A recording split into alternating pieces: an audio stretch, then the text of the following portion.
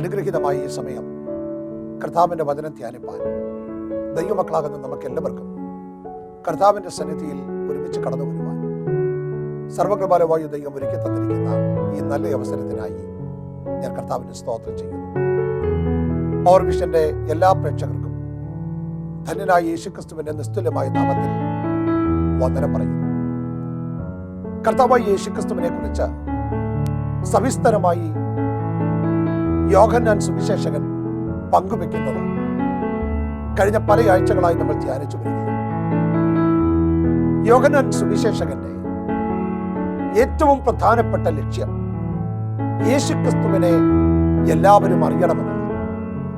ദൈവപുത്രനായ കർത്താവായ യേശുക്രിസ്തുവിനെ കുറിച്ച് വളരെ സവിസ്തരമായി പങ്കുവെക്കുവാൻ യോഹന്നാൻ തയ്യാറാകുമ്പോൾ തന്റെ ഹൃദയത്തിന്റെ അകത്ത് ഉണ്ടായിരിക്കുന്ന ഈ ആവേശം തന്റെ എഴുത്തുകളിൽ നിന്ന് മനസ്സിലാക്കുവാൻ കഴിയും. ഏതൊരു മനുഷ്യനും കർത്താവിന്റെ അടുക്കൽ വരുവാൻ കഴിയുമെന്നതാണ് സുവിശേഷത്തിന്റെ ഏറ്റവും വലിയ സന്ദേശം. സുവിശേഷം എന്ന് പറയുന്നത് ഒരു മനുഷ്യന്റെ സന്ദേശമല്ല. സുവിശേഷം ദൈവികമാണ്. എന്തുകൊണ്ടെന്നാൽ മനുഷ്യകുലത്തിന്റെ വീണ്ടെടുപ്പിന്റെ സന്ദേശമാണ് സുവിശേഷം. യേശുക്രിസ്തുവിനെ കുറിച്ചുള്ള സന്ദേശമാണ് സുവിശേഷം. ഏതൊരു മനുഷ്യനും ഈ സുവിശേഷത്തെ അംഗീകരിക്കുകയും കർത്താവിന്റെ അടുക്കലേക്ക് വരുവാൻ കഴിയുമെന്നത് തീർച്ചയായും നമ്മെ സന്തോഷഭരിതരാക്കണം. മനുഷ്യന് രണ്ടാമതൊരു അവസരം നൽകാൻ ആരും താല്പര്യപ്പെടാറില്ല. അല്ലെങ്കിൽ പൊതുവെ പരാജയപ്പെട്ടവരെ വേണ്ടാത്ത ഒരു ലോകത്തിലാണ് നമ്മൾ പാർക്കുന്നത്. വിജയിക്കുന്നവരെ മാത്രമാണ് ആളുകൾക്ക് എല്ലാവർക്കും ഇഷ്ടം. തോറ്റുപോയവരെ, കഴിവില്ലാത്തവരെ, മിടുക്കരില്ലെങ്കിൽ യോഗ്യരല്ലാത്തവരെ ഒന്നും ഈ ലോകത്തിന് ആവശ്യമില്ല. അവരെയൊക്കെ മാറ്റി നിർത്തിയിട്ട് വിജയിക്കുന്നവരെ എല്ലായ്പ്പോഴും ചേർത്ത് നിർത്തുവാൻ ലോകം ആഗ്രഹിക്കുന്നു. രണ്ടാമതൊരവസരം കൊടുക്കുവാൻ ആഗ്രഹിക്കാത്തത് കൊണ്ട് ഒരുപാട് ജീവിതങ്ങൾ തകർന്നു പോയിട്ടുണ്ട്. രണ്ടാമതൊരവസരം നൽകിക്കൊടുക്കാത്തത് കൊണ്ട് ജീവിതം അവസാനിപ്പിച്ച ഒരുപാട് ആളുകൾ. സ്നേഹത്തോടെ ചേർത്ത് നിർത്തുവാൻ ആളുകൾ ഉണ്ടായിരുന്നെങ്കിൽ ഒരിക്കൽ പോലും തകർന്നു വീഴാതെ നന്നായി മുന്നോട്ട് പോകുവാൻ കഴിയുമായിരുന്ന ഒരുപാട് വ്യക്തികളുണ്ട്. സത്യം പറഞ്ഞാൽ രണ്ടാമതൊരവസരം, എ സെക്കൻഡ് ചാൻസ്, അത് മനുഷ്യൻ ഒരിക്കലും കൊടുക്കാൻ താല്പര്യപ്പെടുന്നില്ല. എന്നാൽ ദൈവം രണ്ടാമത് ഒരവസരം തരുവാൻ ആഗ്രഹിക്കുന്നവന്, അവൻ രണ്ടാമതും മൂന്നാമതും നാലാമതും ഒക്കെ അവസരം തന്ന് ദീർഘക്ഷമയോടെ കാത്തിരിക്കുന്നവനാണ് ദൈവം എന്ന് നിങ്ങൾ അറിയണം. കർത്താവായ യേശുക്രിസ്തു നിക്കോദിമോസുമായി സംസാരിക്കുന്നതിന്റെ വിശദമായ സന്ദേശം കഴിഞ്ഞ 2 ആഴ്ചകൾ നമ്മൾ ധ്യാനിക്കുകയുണ്ടായി. യേശുവിന്റെ അടുക്കൽ വരുന്ന നിക്കോദിമോസിന്റെ ആഗ്രഹവും നിക്കോദിമോസിന്റെ സംഭാഷണവും ഒക്കെ ദൈവരാജ്യത്തെ കുറിച്ചുള്ളതായിരുന്നു.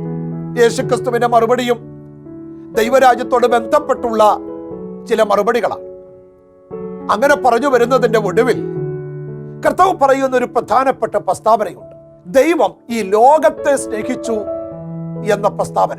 വിശുദ്ധ വേദപുസ്തകത്തിലെ താക്കോൽ വാക്യം എന്നൊക്കെ വിളിക്കുവാൻ കഴിയുന്ന ഏറ്റവും അനുഗ്രഹീതമായ ഒരു വാക്യം യോഹന്നാൻ 3-ാം അധ്യായം 16-ാം വാക്യത്തിൽ നാം അത് വായിക്കുന്നുണ്ട്.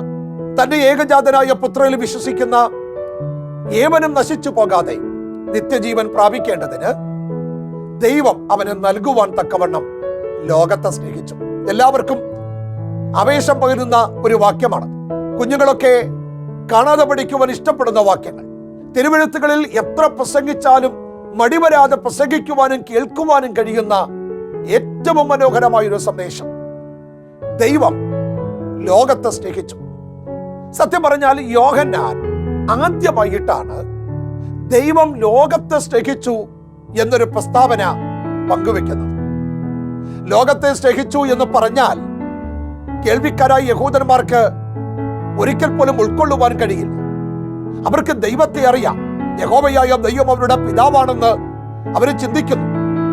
മാത്രമല്ല അവരുടെ രക്ഷകനും വീണ്ടെടുപ്പുകാരനും ഒക്കെ യഹോവയായ ദൈവമാണെന്ന് അവർ മനസ്സിലാക്കുന്നു. ആ ദൈവം ലോകത്തെ സ്നേഹിച്ചു എന്ന് പറഞ്ഞാൽ അന്നത്തെ സാഹചര്യത്തിൽ ഉൾക്കൊള്ളുവാൻ യഹൂദന്മാർക്ക് താല്പര്യമില്ല, കഴിയില്ല. അതിന്റെ കാരണം റോമൻ ഗവൺമെന്റിന്റെ അടിമത്തത്തിലാണ് ഇപ്പോഴവർ കിടക്കുന്നത്. കഴിഞ്ഞ എത്രയോ വർഷങ്ങളായി സന്ധിയില്ലാ സമരത്തിലൂടെ രാജ്യത്തിന്റെ സ്വാതന്ത്ര്യത്തിനു വേണ്ടി അവർ പ്രവർത്തിച്ചിട്ടുണ്ട്. ഗറില്ല യുദ്ധമുറകളും ഒളിപ്പോരുകളും സന്ധിയില്ലാത്ത സമരങ്ങളും സ്വാതന്ത്ര്യ വിപ്ലവങ്ങളും ഒക്കെ നടത്തി രാജ്യത്തെ രക്ഷിക്കുവാനായി അവർ ശ്രമിച്ചുകൊണ്ടിരിക്കുന്നു. യഹൂദന്മാരുടെ തെരുവീഥികളിൽ രക്തമൊഴുകിയിട്ടുള്ള ഒരുപാട് ചരിത്രങ്ങളുണ്ട്. അവരൊരിക്കലും പ്രതീക്ഷിക്കാത്ത സംഭവങ്ങൾ അവരുടെ ഗ്രാമങ്ങളിൽ പട്ടണങ്ങളിലൊക്കെ നടന്നിട്ടുണ്ട്. കൂട്ടക്കുരുതിയുടെ ചരിത്രം പറയാനാണെങ്കിൽ സമയം ഇത് പോരാ.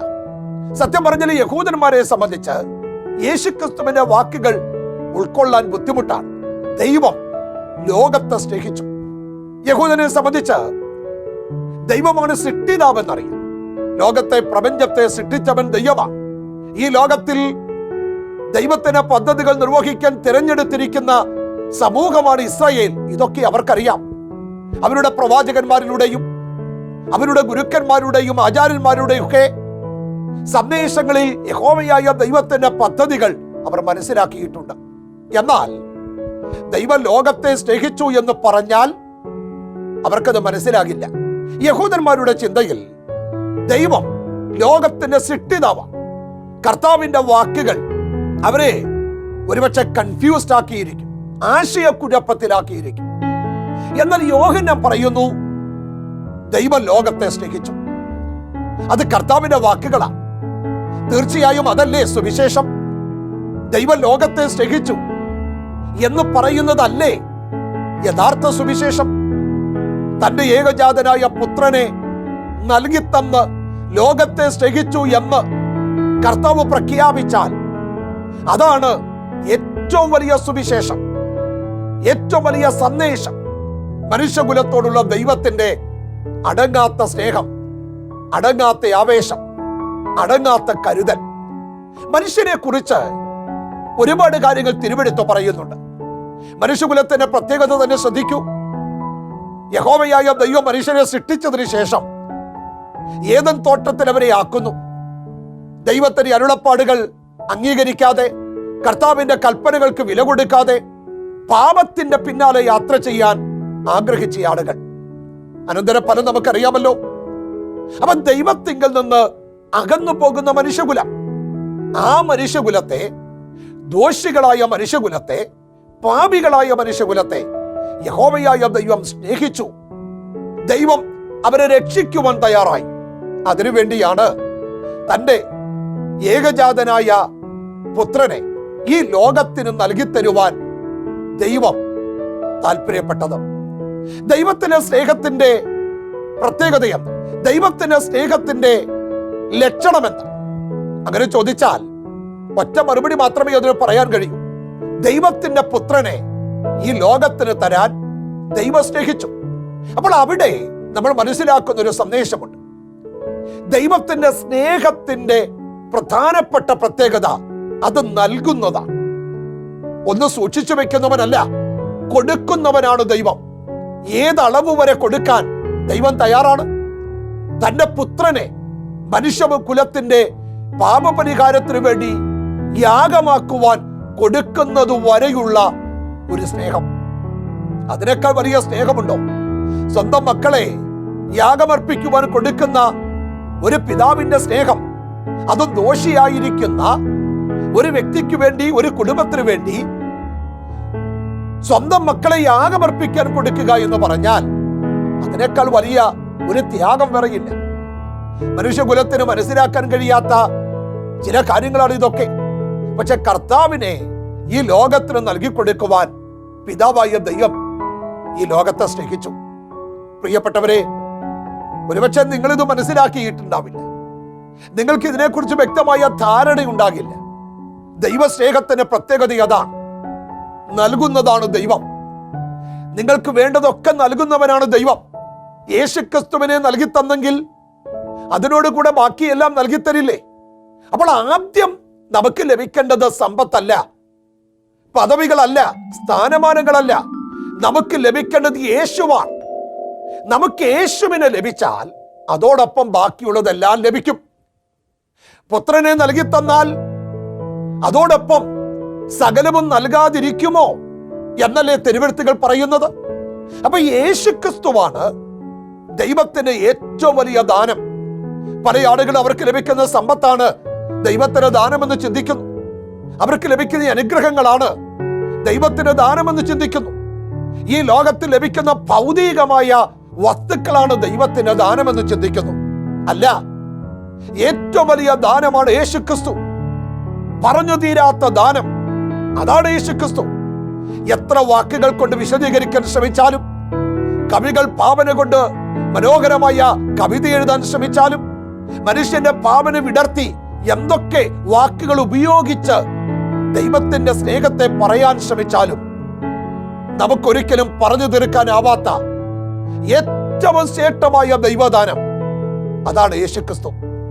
ആയിരം നാവുകളാൽ നമുക്കത് വർണ്ണിപ്പാൻ കഴിയില്ല. നമ്മുടെ വാക്കുകൾക്ക് പരിമിതിയുണ്ട്.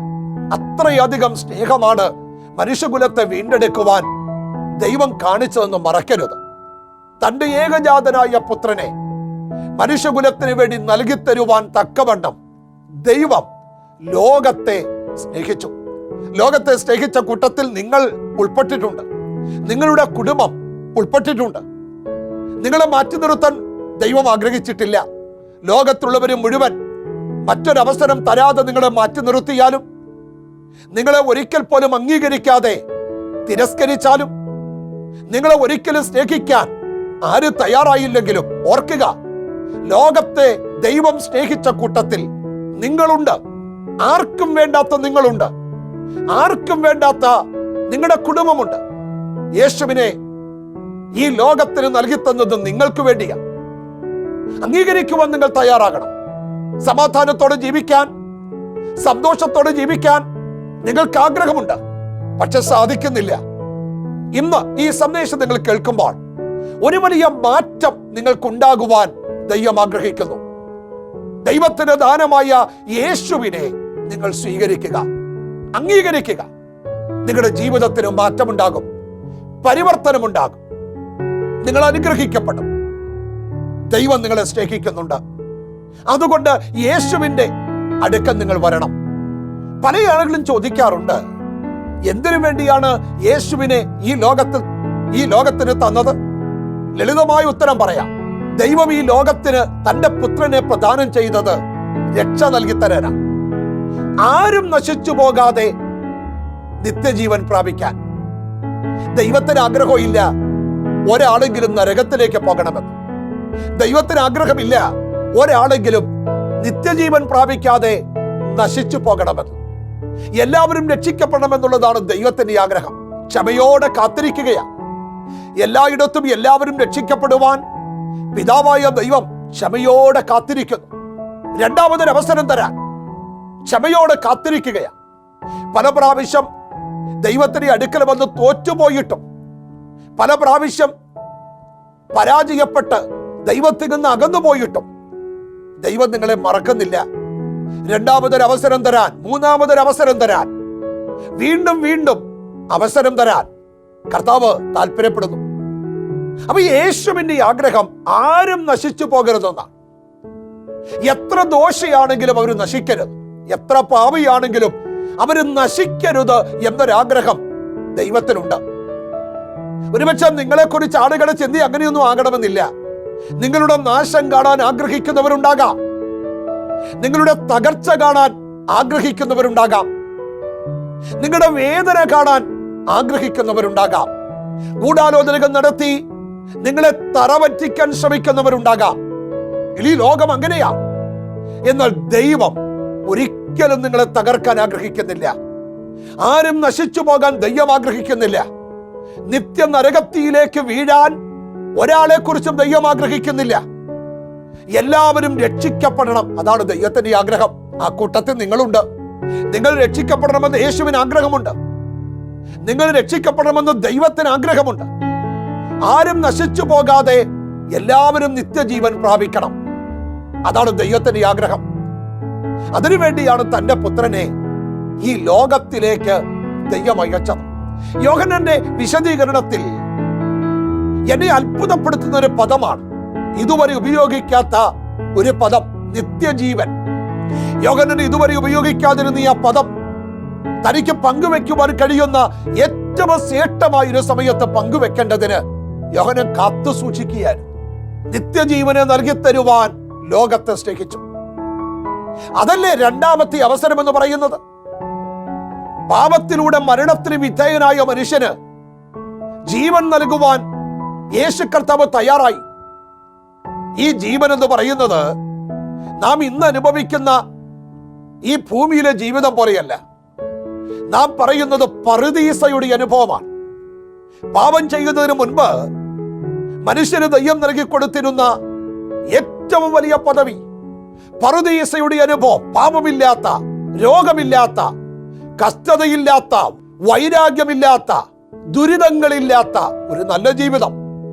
അതാണ് പറുദീസയിലെ ജീവിതം. ദൈവത്തോട് ബന്ധപ്പെടുന്ന ഒരു ജീവിതം, ദൈവത്തിൽ നിന്ന് അകന്നു പോകുന്ന ജീവിതമല്ല, ദൈവത്തോട് ചേർന്ന് നിൽക്കുന്ന ഒരു ജീവിതം, ദൈവത്തെ അനുഭവിക്കുന്ന ഒരു നല്ല ജീവിതം, ദൈവത്തെ സ്നേഹിക്കുവാൻ കഴിയുന്ന ഒരു നല്ല ജീവിതം.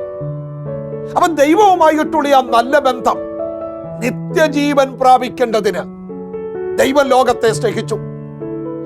ആടുകളുടെയൊക്കെ ആഗ്രഹം ഈ ലോകത്തിൽ ദൈവത്തോട് ബന്ധപ്പെടണമെന്നാണ്.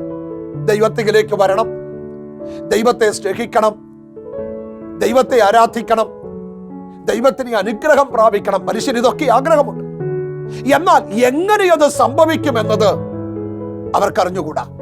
അതിനുള്ള പോംവഴിയാണ് യഹോവയായ ദൈവം ഇവിടെ ഒരുക്കിയത്.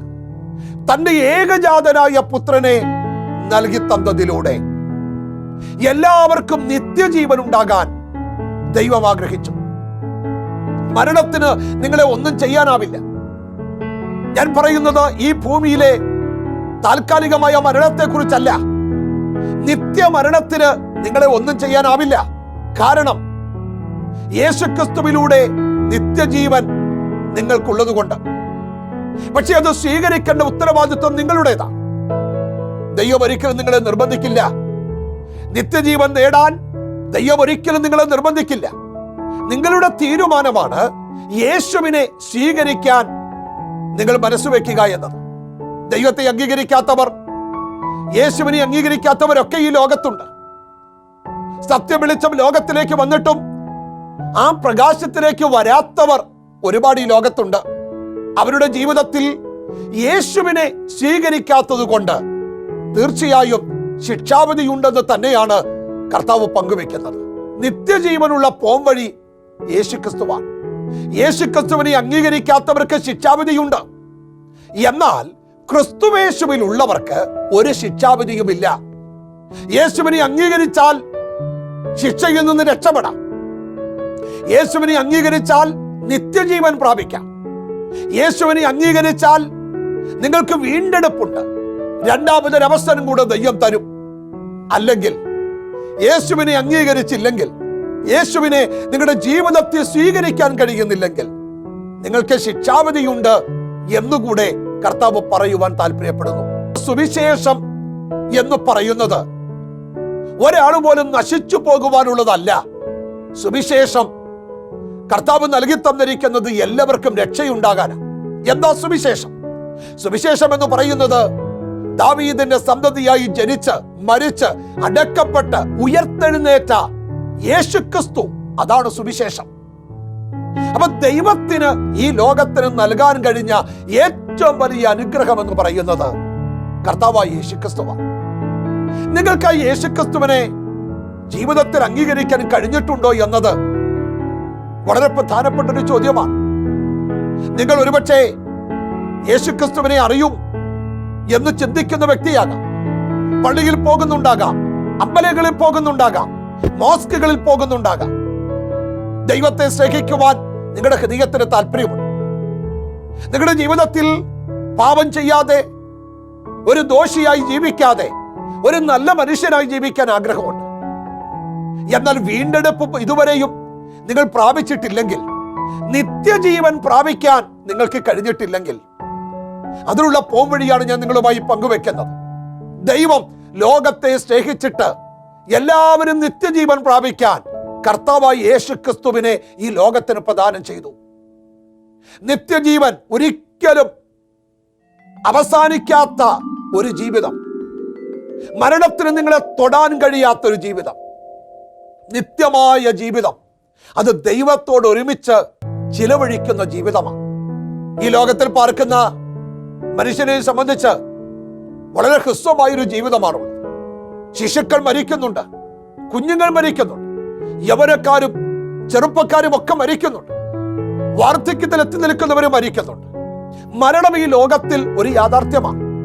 എന്നാൽ കർത്താവിനെ അറിഞ്ഞവരെ സംബന്ധിച്ച് ഹ്രസ്വമായി ഈ ജീവിതമല്ല അവര് കാത്തിരിക്കുന്നത്. നിത്യമായൊരു ജീവിതത്തിന് വേണ്ടി, നിത്യജീവന് വേണ്ടി, പറുദീസയിലെ അനുഭവത്തിലേക്കുള്ള മടങ്ങിപ്പോക്ക്, ദൈവത്തോട് ഒരുമിച്ച് ജീവിക്കുവാൻ കഴിയുന്ന യുഗായുഗം ദൈവസന്നിധിയിൽ നിൽക്കുവാൻ കഴിയുന്ന അനുഗ്രഹിക്കപ്പെട്ട ഒരു ജീവിതം, അതിലേക്കാണ് ദൈവം നിങ്ങളെ ആഹ്വാനം ചെയ്യുന്നത്. രണ്ടാമതൊരു അവസരം തരുവാൻ ആഗ്രഹിക്കുന്ന ദൈവം നിങ്ങൾക്ക് വേണ്ടിയാണ് തന്റെ പുത്രനെ ഈ ലോകത്തിന് പ്രദാനം ചെയ്തത് എന്ന് മറക്കരുത്. ജീവിതത്തെ മാറ്റിമറിക്കുവാനും പരിവർത്തനം നൽകി തരുവാനും കഴിയുന്ന യേശുവിലേക്ക് നിങ്ങൾ വരണം. നിങ്ങളുടെ പാപ സ്വഭാവങ്ങൾ നിങ്ങൾ മാറ്റണം. ജീവിതത്തിൽ നിങ്ങൾ ചെയ്യുന്ന, ദൈവത്തിന് വിരോധമായി നിങ്ങൾ ചെയ്യുന്ന എല്ലാ പ്രവർത്തികളോടും നിങ്ങൾ വിട പറയണം. കാരണം നിത്യജീവൻ നിങ്ങൾക്ക് ലഭിക്കാൻ ദൈവത്തിന് ആഗ്രഹമുണ്ട്.